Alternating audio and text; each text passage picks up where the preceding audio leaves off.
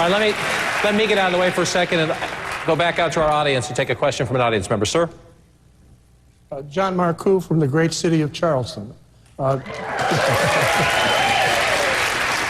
Gentlemen, when will you release your tax return specifically? An hour ago.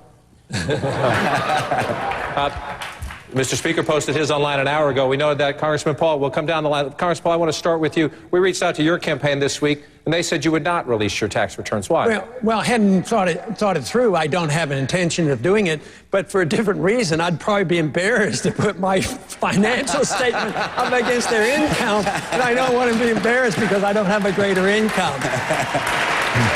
Now, I mean, it may come to that, but right now I have no intention of doing that. I think with our financial statements, congressional financial statements, I think you know more about me than I know about myself. That's how my wife found out so much about what we were doing, from my financial statement. Now, I don't think people need that because nobody's challenging me because I have no conflict of interest and I don't even talk to lobbyists and I don't take that kind of money. So there's no conflict.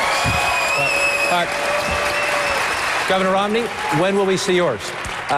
When my taxes are complete for this year, and I know that if I'm the nominee, the president's going to want to insist that I show what my income was this last year and so forth. When they're completed this year in April, I'll release my returns in April and probably for other years as well.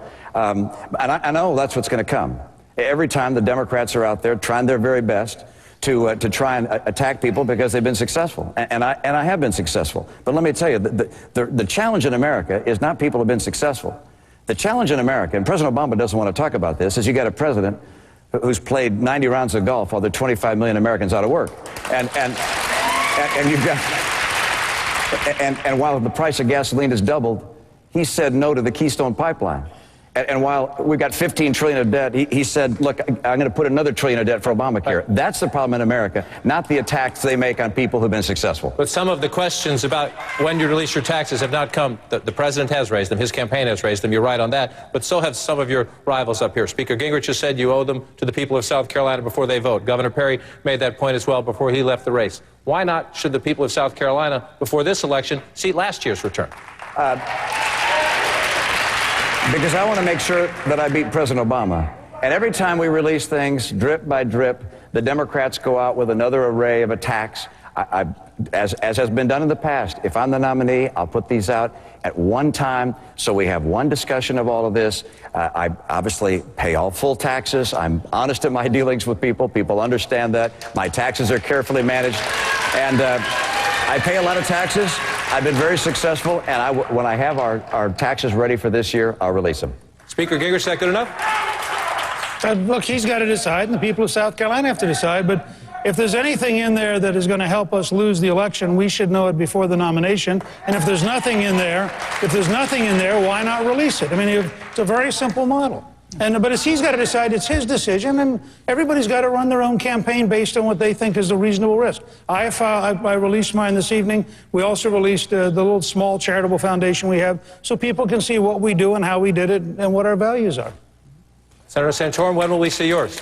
Well, I do my own taxes, and they're on my computer, and I'm not home. So, and there's nobody at home right now. Until I get home, I won't get them. When I get home, you'll get my taxes. But you did call on the governor to release his. Someone asked me would it be okay for the governor. I said yes. I don't think it's a big deal. I mean, if Governor Romney's told what his tax rate is, mine's higher than that, I can assure you. But I can't tell you what it was. All I know is it was very painful writing a check last April. That's all I can tell you. Governor Romney, you mentioned the Democratic attacks. I want to ask you to go back in history a little bit. Back in 1967.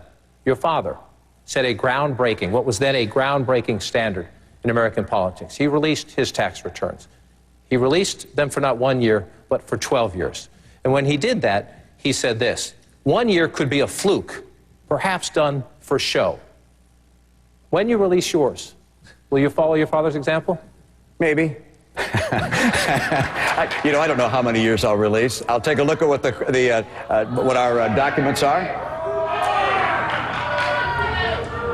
And I'll release multiple years. I don't know how many years, but I'll be happy to do that. And let me tell you, I know there are some who are very anxious to see if they can't make it more difficult for a campaign to be successful. I know the Democrats want to go after the fact that I've been successful. I'm not going to apologize for being successful. And